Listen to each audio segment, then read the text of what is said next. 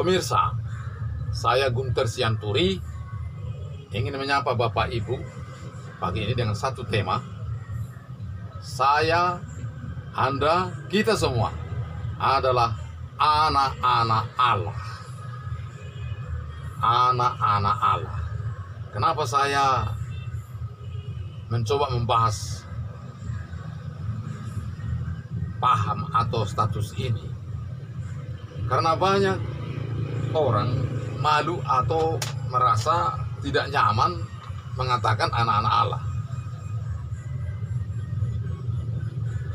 Perkataan ini dijelaskan atau ditulis dalam Yohanes 1 ayat 12. Di sana dikatakan, setiap orang yang menerima Dia, Yesus, sebagai Tuhan, ia diberi hak menjadi anak-anak Allah.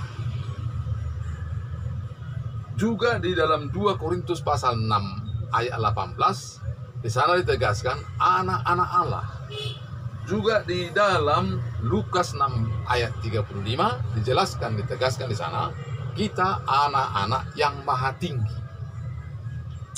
Jadi begitu tegas Tuhan menyampaikan bahwa kita yang sudah mengaku Yesus Tuhan adalah anak-anak Allah. Lalu kenapa kita jarang atau kurang bersemangat atau malas atau mungkin sama sekali tidak pernah mengatakannya? Atau mungkin juga belum tahu seberapa perlu kata-kata ini bagi kita dan bagi Tuhan. Seberapa perlu? Perlukah? Tidakkah? Yang pertama, status anak-anak Allah ini menggambarkan tingkat kedekatan antara anak dengan Bapa. Jika ia mengaku bahwa saya anaknya, tentu korelasinya adalah dia Bapakku.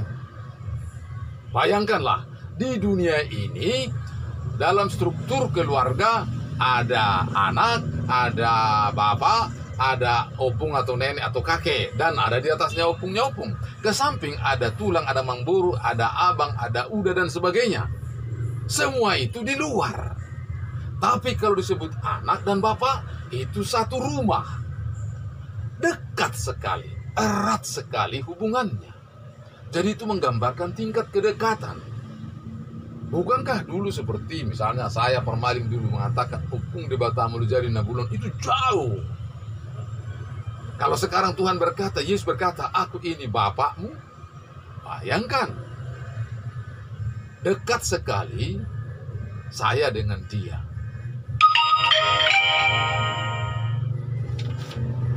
Kemudian apa lagi? Apa makna? Yang kedua, namanya Bapak terhadap anak, serusak apapun anak, itu tetap anaknya. Anak bisa macam-macam.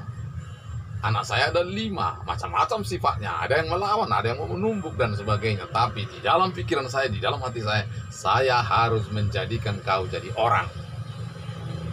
Tidak pernah aku terpengaruh oleh sifat-sifatnya. Saya tetap berkata, aku ini Bapakmu. Nah, dia juga begitu. Dia berkata, aku ini Bapakmu. Jadi dia tidak terpengaruh oleh sikap atau perubahan ataupun juga karakter kita. Dia tetap berkata, kau anakku. Apalagi makna apa? Apa yang dipunyai Tuhan, apa yang dipunyainya, itu juga milikku. Aku warisnya. Bapakku sudah meninggal atau orang tuaku. Maka semua yang dipunyainya, yang pernah diperolehnya, sudah dibagi kepada kami, anak-anaknya. Artinya, itu adalah milik saya.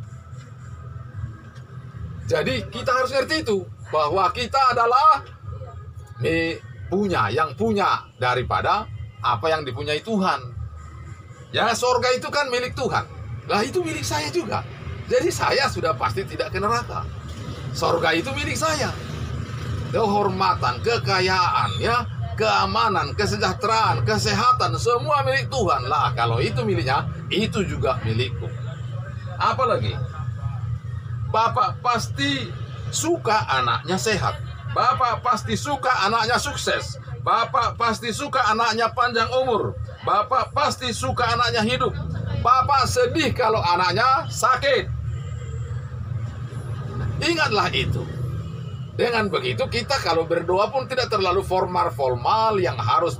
Kalau misalnya orang mau masuk ke rumah orang kan ketuk pintu dulu. Dan kalau mau minta atur bahasa sehingga sopan. Sama Tuhan, karena dia Bapakku, ya simpel-simpel saja. Namanya Bapak. Tidak perlu panjang-panjang doanya. Karena dia tahu saya anaknya, saya keperluan saya juga dia ngerti. Kemudian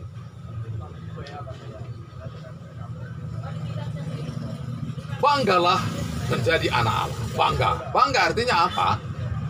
Tidak lemas, tidak loyo, tidak kere. Ya namanya anak Allah. Jangankan anak Allah, anak Jokowi aja kalau disebut anak Jokowi kan kuat toh, gagah, bersemangat. Nah, jangan layu, jangan loyo, bersemangat. Kemudian apa lagi? Kata anak Allah itu ada suatu kuasa yang memiliki kuasa untuk melakukan sesuatu. Kita harus bersuara untuk mengakui kita sebagai anak Allah. Alam semesta ini yang terdiri dari materi, misalnya benda hidup, makhluk hidup juga, bisa diperintah. Ada singa, ada pencopet, ada perampok, penudung, penggarong, pembunuh, ada virus corona, ada macam-macam di sini yang menjadi musuh kita. Mungkin mereka tidak kenal kita, sehingga mereka mau mencoba. Tadinya mereka kuat atau bersemangat atau mengaum mau menerkam kita. Lalu ketika kita berkata, saya anak Allah, mereka menjadi lemas, mereka menjadi loyo, mereka menjadi tidak mampu. Jadi berkata dengan tegas, itu mempunyai spirit yang luar biasa. Kemudian apa lagi? Tubuh kita ini yang terdiri dari daging, kemudian tulang, kemudian saraf-saraf, kemudian darah, itu juga ketika mendengar kita anak Allah, dia juga akan berubah menjadi kuat. Nah, begitu. Kemudian kita mengatakan tegas saya anak Allah, bukan berarti kita sombong. Tidaklah kita pergi ke rumah orang lalu berkata saya anak Allah. Tidaklah pergi ke kantor lalu berkata saya anak Allah. Tidaklah pergi ke pesta untuk berkata saya anak Allah. Tidak. Pergi ke pesta, cari tempat yang agak sunyi lalu berkata saya anak Allah. Atau pergi ke kamar mandi, katakan di kamar mandi, saya anak Allah. Sedang mengendarai kereta juga berkata, saya anak Allah. Maka seluruh keadaan kita akan berubah menjadi kuat. Kemudian, perasaan yang merasa tidak dekat dengan Tuhan, perasaan yang jauh dari Tuhan, perasaan orang malang, jangan seperti itu. Itu tidak benar. Tidak benar. Katakanlah satu saat kita gagal atau mengalami satu sial dalam berusaha. Begitu berkata bahwa kita sedang sial, kita adalah orang malang, itu artinya kita mensahkan bahwa hukum itu atau sial itu sah. Tapi kalau kita berkata saya anak Allah, katakanlah tadinya kita tidak tahu mengapa jadi sial atau gagal. Maka itu akan mengubah sistem, mengubah suasana sehingga berubah, membuat kita jadi berhasil. Jika ada orang yang memprotes, kita bilang karena kita anak Allah, karena dia dengar lalu dia bilang anak Allah, anak setan dia bilang. Saudaraku, kita tidak menjadi anak Allah karena kita baik. Tadi sudah kita baca dalam Yohanes 1:12, karena menerima dia, menerima Yesus, mengakui Yesus, maka diberi Tuhan hak menjadi anak-anak Allah.